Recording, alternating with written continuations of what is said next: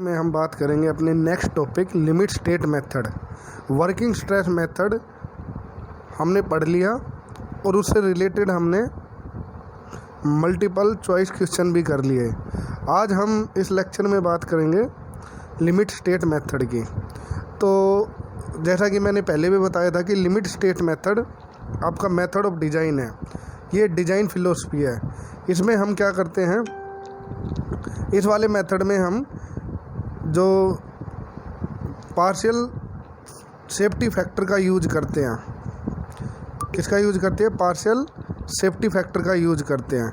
ठीक है, अब जो ये फैक्टर ऑफ सेफ्टी है ये लोड पे भी अप्लाई करते हैं और सर्विसिबिलिटी के लिए भी अप्लाई करते हैं। ठीक है, तो जो लिमिट स्टेट है, सबसे पहला क्वेश्चन क्या राइज होता है कि ये लिमिट स्टेट क्या होती है, what do mean by the limit state. ठीक है, व्हाट इज इट। तो जो लिमिट स्टेट है ना, ये क्या आपकी एक्सेप्टेबल लिमिट्स है। क्या है, एक्सेप्टेबल लिमिट्स है। ठीक है, किस किस के एक्सेप्टेबल लिमिट है, safety and serviceability requirement of A structure. यानी एक्सेप्टेबल लिमिट किस किस की है, ये सेफ्टी एंड सर्विसिबिलिटी की।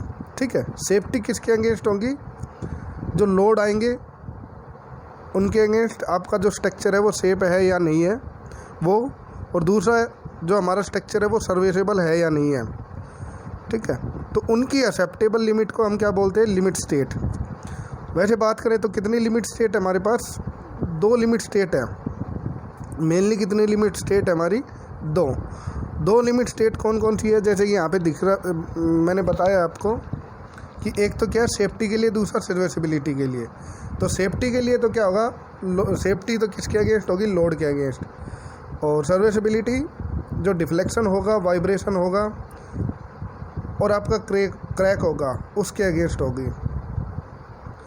तो कितने टाइप की होती है आपकी लिमिट स्टेट, दो टाइप की होती है। दो कौन कौन से टाइप की होती है, एक तो होती है आपकी लिमिट स्टेट ऑफ कोलैप्स और दूसरा होता है limit state of serviceability.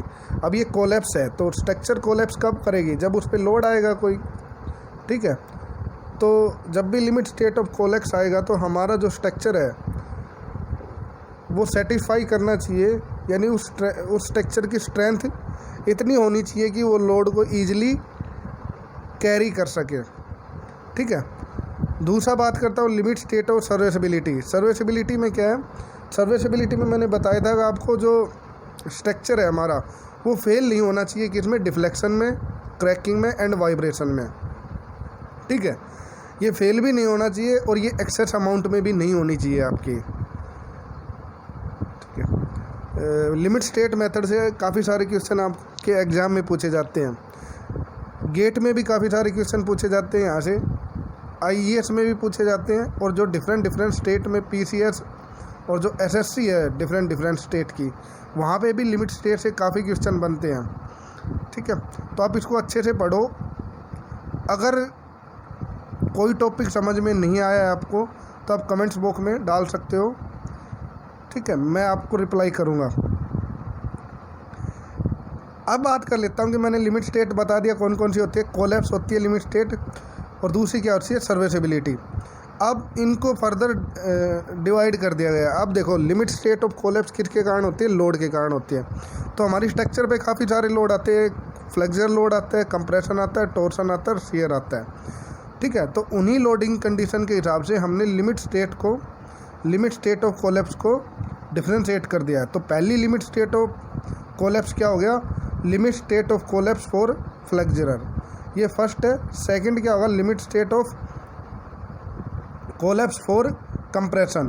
Third क्या हो जाएगा आपका, limit state of collapse for torsion. Fourth क्या हो जाएगा, limit state of collapse for shear.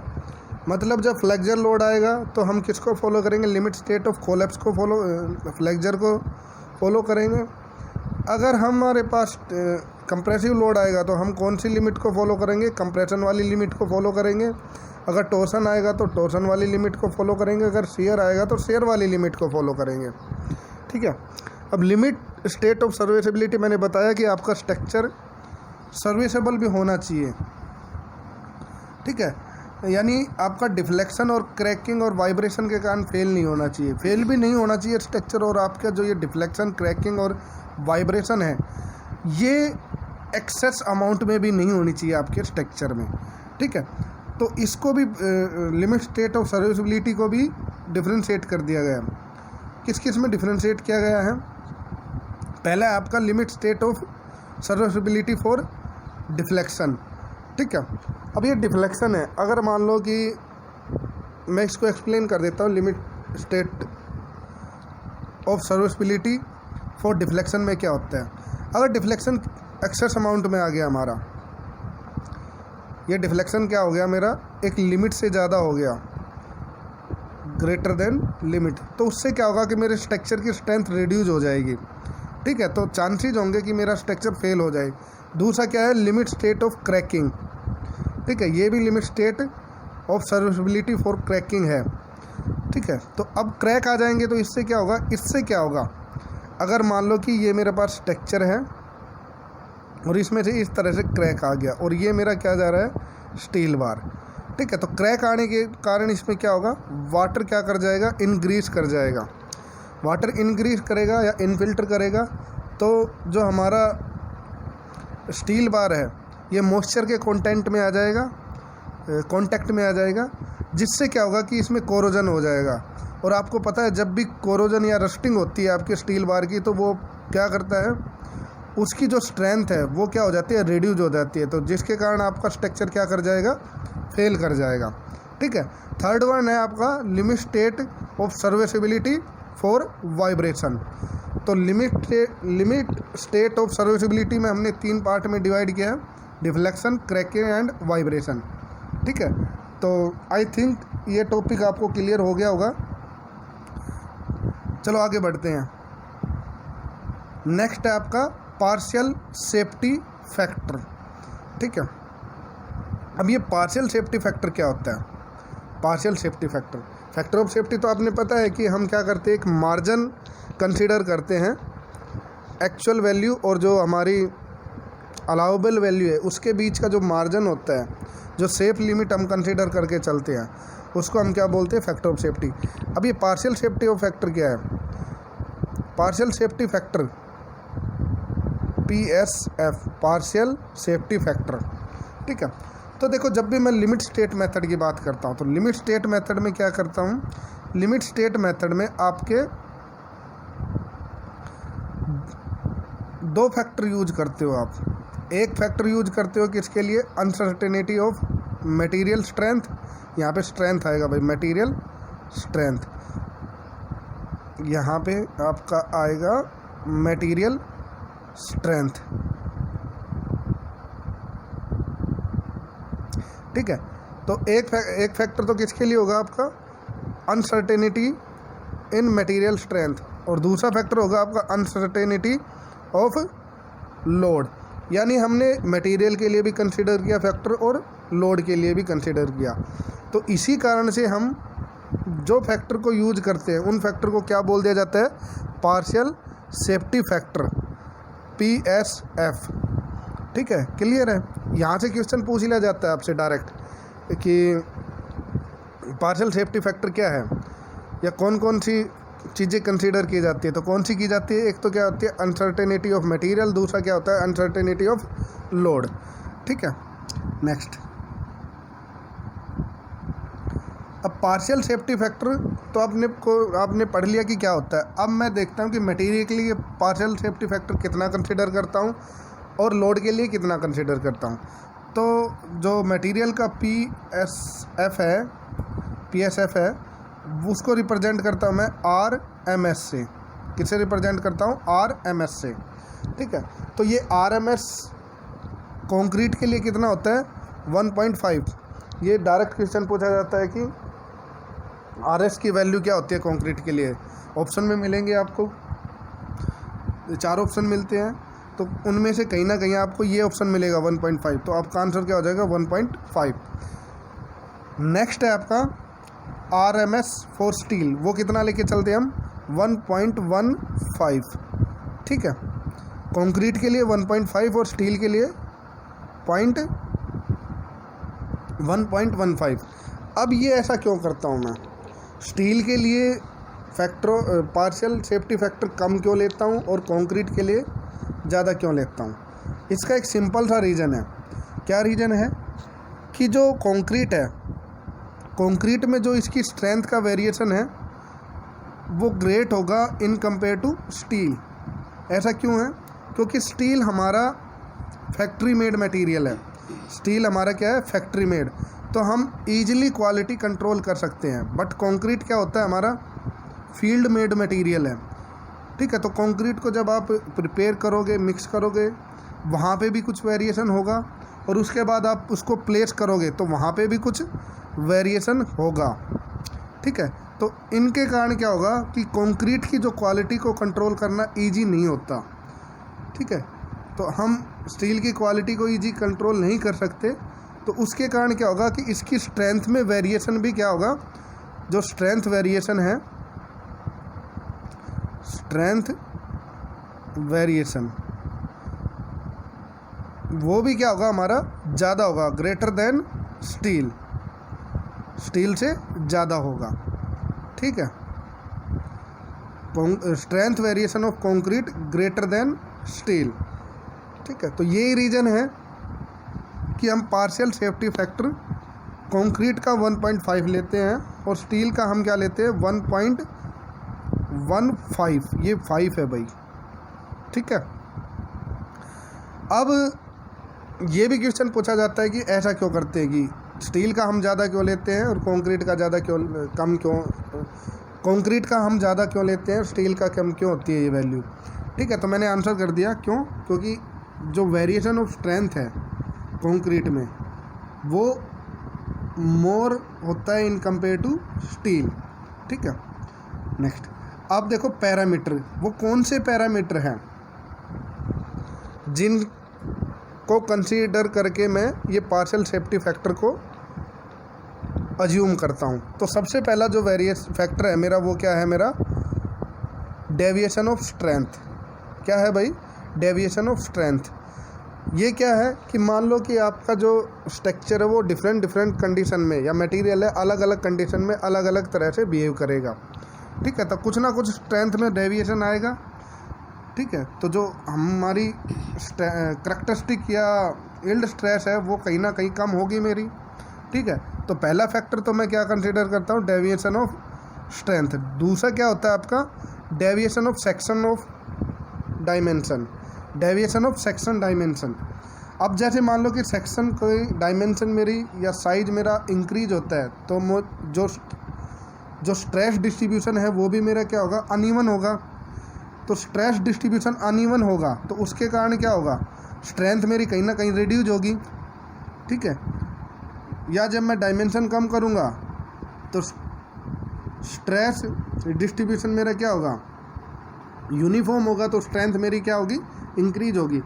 तो जो सेक्शन की डायमेंशन है उसको भी कंसीडर करता हूँ मैं पीएस की वैल्यू को डिसाइड करते टाइम, पीएसएफ की वैल्यू को डिसाइड करते टाइम। थर्ड वन क्या है? कई बार मेरे को जो वैल्यू कैलकुलेट करने में कहीं ना कहीं गलती हो जाती है, या जो वैल्यू को कैलकुलेट करता हूँ मैं स्ट्रेंथ वैल्यू को, उसका प्रोसीजर मेरा ठीक नहीं होता है। यानी कहीं पे मैं कुछ दूसरे प्रोसीजर से वैल्यू कंसीडर करता हूँ, कहीं पे किसी दूसरे प्रोसीजर से वैल्यू कंसीडर करता हूँ। तो उसके कारण भी क्या होता है? मेरी एक्चुअल स्ट्रेंथ और जो मेरी स्टैंडर्ड स्ट्रेंथ है, जिसको करैक्टरिस्टिक स्ट्रेंथ बोलता हूँ, उनमें कहीं ना कहीं डिफरेंस होता है। तो उसके बेस पे भी किसको कंसीडर किया जाता है? पीएसएफ की वैल्यू को। नेक्स्ट है risk of life and economy. Risk of life and economy मतलब जब भी मैं किसी स्ट्रक्चर को डिज़ाइन करूँगा तो मैं कंसीडर करूँगा कि जो मेरा स्ट्रक्चर होगा वो क्या होगा? सेफ़ होगा। ठीक है, अब सेफ़ होगा। अब मान लो कि मैंने कोई स्ट्रक्चर डिज़ाइन कर दिया और वो सेफ़ नहीं है, वो फेल हो जाता है, तो इस केस में जो मैंने पैसा लगाया है उसमें वो पैसा मेरा ख़राब हो गया। तो इस तरह से मेरी इकोनॉमी को भी क्या होगा? नुकसान होगा। ठीक है, तो ये जो फोर्थ फैक्टर है ये भी बहुत इम्पोर्टेंट है। PSF की वैल्यू कंसिडर करते टाइम। ठीक है, तो ये पैरामीटर है मटेरियल के लिए PSF की वैल्यू को कंसिडर करते टाइम। पहला क्या है, डेविएशन ऑफ स्ट्रेंथ, दूसरा क्या है, डेविएशन ऑफ सेक्शन डायमेंशन, तीसरा क्या है, accuracy of the calculation procedure, fourth one क्या है, risk of life and economy. ठीक है, आई होप आप लोगों को समझ में आ गया होगा। नेक्स्ट है PSF फॉर लोड। PSF तो आपको पता है क्या होता है। PSF क्या है, partial safety factor for load. इसको रिप्रेजेंट किससे करता हूँ मैं, RF से। किससे रिप्रेजेंट करता हूँ, RF से। ठीक है, इन जर्नल केस में हम इसकी वैल्यू कितनी लेके चलते हैं, 1.5। अब ये जर्नल केस की बात क्या है, इसमें कम्बिनेशन होता है डेड लोड प्लस में लाइव लोड का, डेड लोड प्लस में लाइव लोड। अगर आपकी स्ट्रक्चर पे ये दो लोड लगे हुए हैं तो आप का जो लोड जो आपका partial safety factor for load है वो कितना होगा, 1.5। ठीक है, बाकी जो ये आपका PSF की वैल्यू है वो डिपेंड करती है कम्बिनेशन ऑफ लोड। इसके लिए ये आपके पास टेबल गिवन है, ये टेबल आपको IS 456/2000 में भी मिल जाएगी। ठीक है, तो वहाँ से आप देख लेना इसको। बाकी इससे क्वेश्चन पूछे नहीं जाते हैं, अगर पूछे जाते हैं तो डायरेक्ट क्वेश्चन आएगा इसका लोड कम्बिनेशन पे, आप देख भी सकते हो स्क्रीन पे और आप याद भी कर सकते हैं इनको। ठीक है, अब कौन कौन से पैरामीटर, जिस तरह से मैंने PSF सेलेक्ट किया था किसके लिए, मटेरियल के लिए, उसी तरह मेरे को लोड के लिए भी PSF की वैल्यू को सिलेक्ट अज्यूम करनी पड़ेगी। वो किन किन चीज़ों पे डिपेंड करती है, तो वो पहला जो फैक्टर है वो क्या है आपका, अनयूजुअल इंक्रीज ऑफ लोड। ठीक है, दूसरा क्या है हमारा, स्ट्रेस रीडिस्ट्रीब्यूशन। थर्ड क्या है, इनएक्यूरेट असेसमेंट ऑफ लोड। ये तीन फैक्टर है जिन के बेस पे हम डिसाइड करते हैं कि हमारी PSF की वैल्यू क्या होगी। ठीक है, क्लियर होगा। Next, design value. अब ये डिज़ाइन वैल्यू क्या है, देखो जब भी मैं लिमिट स्टेट की बात करता हूँ तो मैं डिज़ाइन वैल्यू की को ही कंसीडर करता हूँ डिज़ाइन करते टाइम किसी भी सेक्शन को। वहीं पे WSM में क्या किया जाता है, WSM में अलाउबल वैल्यू को कंसीडर किया जाता है, अलाउबल परमिसिबल वैल्यू। किसको कंसीडर किया जाता है, अलाउबल परमिसिबल वैल्यू को कंसीडर किया जाता है। बट लिमिट स्टेट में हम क्या करते हैं, डिज़ाइन वैल्यू कंसीडर करते हैं। ठीक है, तो डिज़ाइन वैल्यू क्या होती है, डिज़ाइन वैल्यू जब मैं करैक्टरिस्टिक जो स्ट्रेंथ है या जो करैक्टरिस्टिक लोड है उसको डिवाइड कर देता हूँ किससे, पार्शियल सेफ्टी फैक्टर से, तो मेरे पास क्या आ जाती है, डिज़ाइन वैल्यू। मैं फिर से रिपीट कर रहा हूँ, डिज़ाइन वैल्यू क्या है, जब मैं करैक्टरिस्टिक स्ट्रेंथ या करैक्टरिस्टिक लोड को डिवाइड कर देता हूँ किससे, पार्शियल सेफ्टी फैक्टर से, तो मेरे पास क्या आ जाता है, डिज़ाइन वैल्यू। स्ट्रेंथ के लिए मैं क्या करूँगा, करैक्टरिस्टिक स्ट्रेंथ को डिवाइड कर दूंगा किससे, पार्शियल सेफ्टी फैक्टर से। लोड के लिए क्या करूँगा, डिज़ाइन लोड के लिए क्या करूँगा, डिज़ाइन लोड के लिए मैं मल्टीप्लाई कर दूंगा किसको, सर्विस लोड को पार्शियल सेफ्टी फैक्टर से। ठीक है, तो लोड के लिए तो मल्टीप्लाई करूँगा मैं, और स्ट्रेंथ के लिए क्या करूँगा, डिज़ाइन करूँगा। अब design strength for concrete and steel, तो कंक्रीट के लिए डिज़ाइन स्ट्रेंथ क्या होगी, डिज़ाइन स्ट्रेंथ को रिप्रेजेंट करते हैं हम स्मॉल FD से, तो वैल्यू क्या होगी, FCK अपॉन में RMS फॉर कंक्रीट। ठीक है, यानी characteristic compressive strength of concrete divided by it's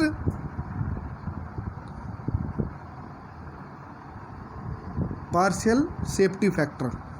ठीक है, अब यहाँ पे नेक्स्ट स्टेप में मैंने शो कर रखा है कि 0.67 FCK डिवाइडेड बाय 1.5। ये 0.67 कहाँ से आया, ये क्या है आपका साइज फैक्टर। जैसे कि पहले भी था, जब मैं साइज इंक्रीज करता हूँ मेरे स्ट्रक्चर का तो लोड डिस्ट्रीब्यूशन मेरा क्या हो जाता है, अनइवन हो जाता है, तो जिससे मेरी जो ओवरऑल स्ट्रेंथ है स्ट्रक्चर की वो क्या कर जाती है, रिड्यूज कर जाती है। ठीक है, तो इसलिए कंक्रीट की क्या मानी गई है ये वैल्यू मेरी 0.67। तो ये 0.67 क्या है हमारा साइज फैक्टर, ये क्या है भाई साइज फैक्टर आपका। ठीक है, तो हमारे पास जो डिज़ाइन वैल्यू कितनी आ जाएगी 0.446 FCK। ठीक है, अब कंक्रीट के लिए तो हो गई हमारी। स्टील के लिए हम क्या करेंगे, यील्ड स्ट्रेस को डिवाइड कर देंगे किससे, partial safety factor for steel. ठीक है, तो Fy डिवाइडेड बाई 1.15, तो वैल्यू क्या आ जाएगी आपकी 0.87 Fy। तो जो आपकी डिज़ाइन वैल्यू फॉर स्टील है वो कितनी होगी 0.87 Fy। Fy या यहाँ पे क्या है आपकी, Fy है आपकी यील्ड स्ट्रेस। ठीक है, या इसको करैक्टरिस्टिक स्ट्रेंथ फॉर स्टील भी बोल सकते हो आप। नेक्स्ट है आपका, यहाँ से भी क्वेश्चन पूछ लिए जाते हैं आपसे कि ये 0.67 क्या है, या आपकी डिज़ाइन वैल्यू ऑफ स्टील क्या होगी। ठीक है, तो आप इसको पढ़ो अच्छे से। आप अगर इसको पढ़ोगे अच्छे से तो आप रिप्लाई ईजिली कर पाओगे। नेक्स्ट है डिज़ाइन लोड। डिज़ाइन लोड को रिप्रेजेंट करते हैं कैपिटल FD से, और ये क्या होता है आपका F multiply by the RF। RF क्या आपका partial safety factor for load, F क्या आपका सर्विस लोड या करैक्टरिस्टिक लोड भी बोल सकते हैं इसको। ठीक है, सॉरी करैक्टरिस्टिक लोड तो FD है, F क्या आपका सर्विस लोड।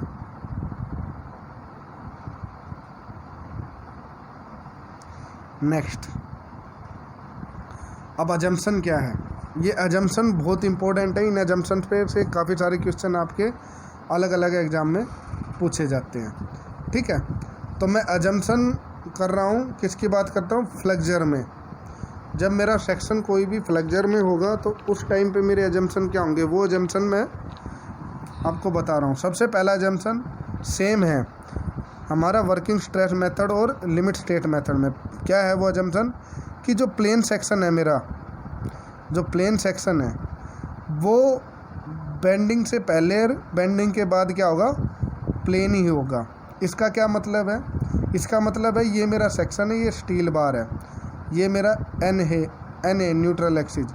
तो जो इसका स्ट्रेन डिस्ट्रीब्यूशन डायग्राम होगा वो क्या होगा, मेरा लीनियर होगा। ठीक है, और जो मैक्सिमम स्ट्रेन इन कंक्रीट होगा मेरा वो कितना होगा 0.0035, और जो स्ट्रेन होगा, मिनिमम स्ट्रेन होगा मेरा कंक्रीट में, वो मेरा क्या होगा 0.87 Fy अपॉन में ES प्लस में 002। ठीक है, तो ये वैल्यू होगी। अब तो क्या है, पहला अजम्पशन क्या शो करता है कि जो स्ट्रेन डिस्ट्रीब्यूशन डायग्राम है वो मेरा कैसा होगा भाई, लीनियर होगा। सेकंड अजम्पशन क्या होगा, जो मैक्सिमम स्ट्रेन इन कंक्रीट है वो क्या होगा, कितना होगा मेरा 0.0035। ठीक है, बेंडिंग की केस की बात कर रहा हूँ मैं, किसकी बात कर रहा हूँ, बेंडिंग की। कितना होगा 0.0035। ठीक है, बेंडिंग में।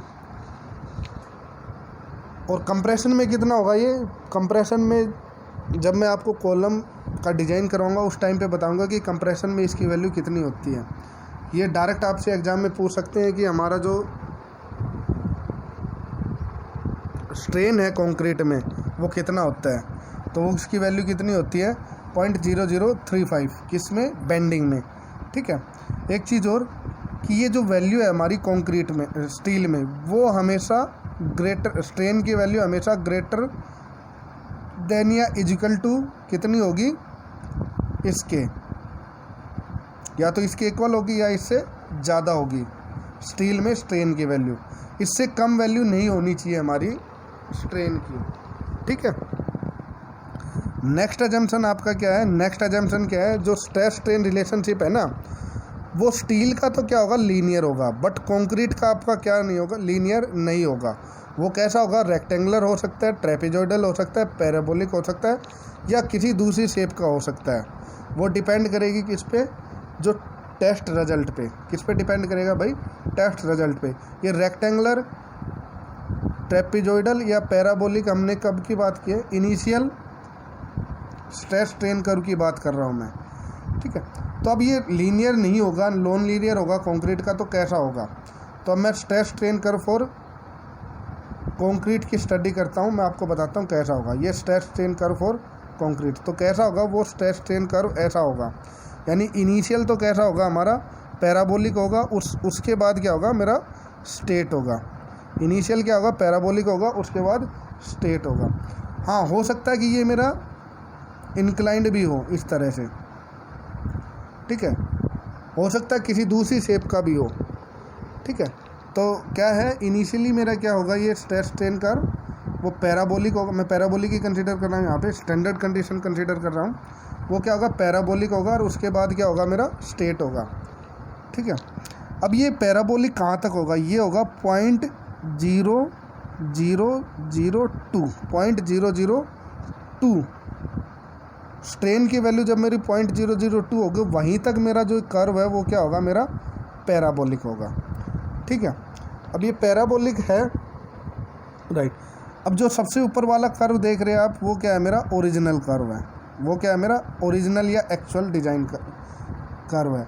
उसके बाद क्या है? मैंने क्या किया? साइज फैक्टर अप्लाई कर दिया, और दूसरा कर्व क्या कहलाएगा? मेरा जो एक्चुअल में होगा मेरा कर्व वो।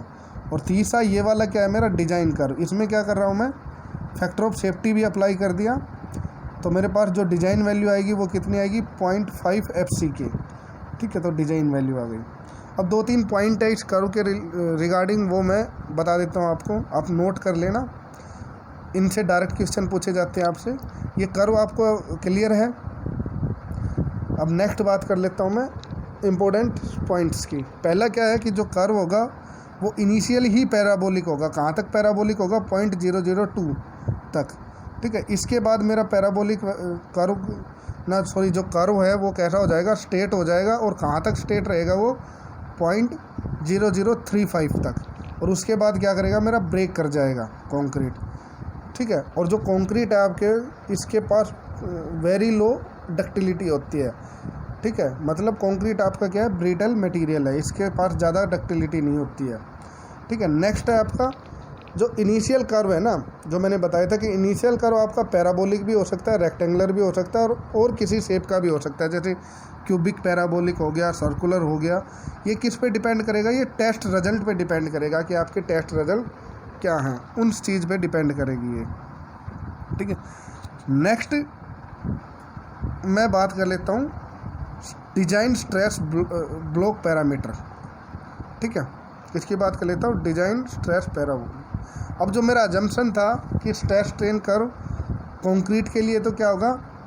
नॉन लीनियर होगा, बट स्टील के लिए क्या होगा? लीनियर होगा। तो जो मेरा स्ट्रेस डिस्ट्रीब्यूशन डायग्राम है वो ऐसा बनेगा, ठीक है। ये मेरा क्या होगा?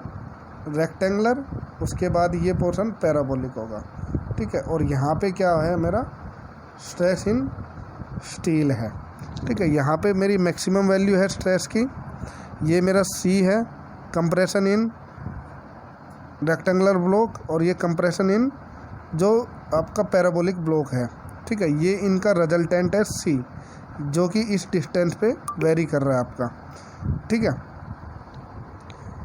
ठीक है। तो लीवर आर्म को मैंने क्या कंसीडर कर लिया? लीवर आर्म को मैंने कर लिया XU कंसीडर।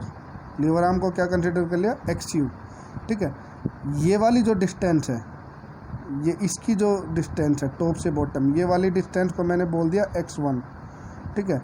और जो बची हुई डिस्टेंस है, यानी जो पैराबोलिक पोर्शन की डिस्टेंस है, उसको क्या बोला मैंने? X2, ठीक है। और ये मेरा क्या है? स्ट्रेस स्ट्रेन कर्व, सॉरी ये स्ट्रेन कर्व है, ये स्ट्रेस कर्व है। क्लियर है दोनों कर्व?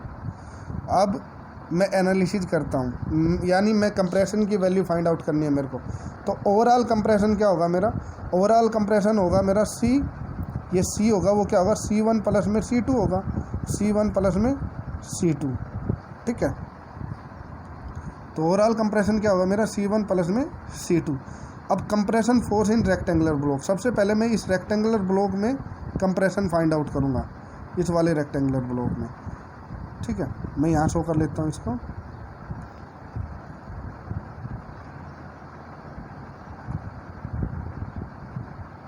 तो ये मेरे पास रेक्टेंगुलर ब्लॉक है, तो इसमें कंप्रेशन फाइंड आउट करना है मेरे को। तो ये कंप्रेशन क्या होगा, इसका एरिया मल्टीप्लाई बाय द ये विड्थ, ये मेरा क्या हो जाएगा, कंप्रेशन इन रेक्टेंगुलर पोर्शन। तो इसका एरिया क्या होगा, पॉइंट, ये वाली डिस्टेंस कितनी है, 0.5 FCK है, और ये वाली डिस्टेंस मैंने क्या मानी है, x1 मानी है, और जो विड्थ है हमारे सेक्शन की वो b है। ठीक है, तो C1 आ गया मेरा पास भी। अब ये x1 की वैल्यू तो मेरे को नहीं पता है, मेरे को xu की वैल्यू तो पता होगी, यानी ये जो मेरे पास डेप्थ है न्यूट्रल एक्सिस, उसकी वैल्यू तो पता होगी, बट x1 की वैल्यू पता नहीं होगी। तो मैं क्या करूँगा, x1 की वैल्यू फाइंड आउट कर लूँगा x1 और x2 की वैल्यू दोनों ही फाइंड आउट कर लूँगा। इसके लिए मैं क्या करूँगा, स्ट्रेन डिस्ट्रीब्यूशन डायग्राम का यूज़ करूँगा। किसका यूज़ करूँगा, स्ट्रेन डिस्ट्रीब्यूशन डायग्राम का। ठीक है, जहाँ पे मेरा पैराबोलिक स्टार्ट होता है वहाँ पे मेरी स्ट्रेन की वैल्यू क्या होगी, 0.002। ठीक है, तो मैं क्या करूँगा, इस बड़ी वाली ट्राइंगल को और इस छोटी वाली ट्राइंगल, ये दोनों सिमिलर ट्राइंगल है, इनको कंपेयर करूँगा। इनको कंपेयर करने पे क्या मिलेगा मेरे को, ये वाली वैल्यू मिल जाएगी। यहाँ से x2 और xu में रिलेशन मिल जाएगा। x2 क्या होगा मेरा, 4/7 xu। ठीक है, अब x1 क्या होगा, x1 क्या हो जाएगा मेरा, xu अपॉन में x2। x2 क्या हो जाएगा, x2 तो ये है, x1 क्या होगा, xu माइनस में x2, तो xu माइनस में x2, तो x2 की वैल्यू ये है, तो x1 की वैल्यू 3/7 आ जाएगी। अब मैं क्या करूँगा, x1 की वैल्यू जो इक्वेशन फर्स्ट है वहाँ पे पुट कर दूँगा। ये मैंने पुट कर दिया x1 की वैल्यू, और मेरे पास कंप्रेशन की वैल्यू क्या आ गई, ये C1 क्या आया मेरा, 0.193 FCK XU B। ठीक है, अब ये जो C1 है मेरा कहाँ पे एक्ट करेगा, ये मेरा एक्ट करेगा, देखो ये जो मेरा ब्लॉक था इस तरह से था, तो ये पोर्शन रेक्टेंगुलर था। आप सभी को पता है कि रेक्टेंगुलर का CG कहाँ पे होता है, हाफ पे होता है। तो 3/7 का हाफ क्या होता है मेरा, 3/14 हो गया। तो ये जो C है मेरा वो कहाँ पे एक्ट करेगा, वो एक्ट करेगा यहाँ से टॉप से 3/14 XU पे लाई करेगा, मेरा एक्ट करेगा। ठीक है, इसी तरह से मैं क्या कर लूँगा, जो पैराबोलिक पोर्शन है वहाँ पे भी फाइंड आउट कर लूँगा। तो ये मेरा पैराबोलिक पोर्शन होगा, ये मेरा पैराबोलिक पोर्शन है। ठीक है, तो इसका जो एरिया होगा, ये इस वाले पोर्शन का एरिया क्या होगा मेरा, पैराबोला का एरिया क्या होता है, 2/3 इंटू में बेस इंटू में हाइट इंटू में बी, यानी विड्थ आपके सेक्शन की, यानी जो विड्थ है आपके सेक्शन की वो हो जाएगी।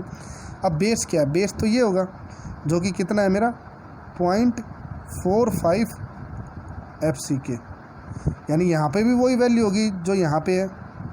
ठीक है, तो बेस हो गया मेरा ये। ठीक है, अब x2 की वैल्यू, ये मेरी हाइट है, इसकी वैल्यू क्या है, इसकी वैल्यू ये है, इसकी वैल्यू क्या है भाई, 4/7 XU है।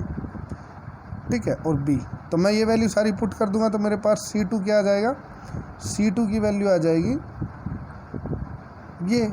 जब मैं इसको सोल्व करूंगा तो मेरे पास वैल्यू C2 की क्या आएगी, 1.71 FCK XU B। ठीक है,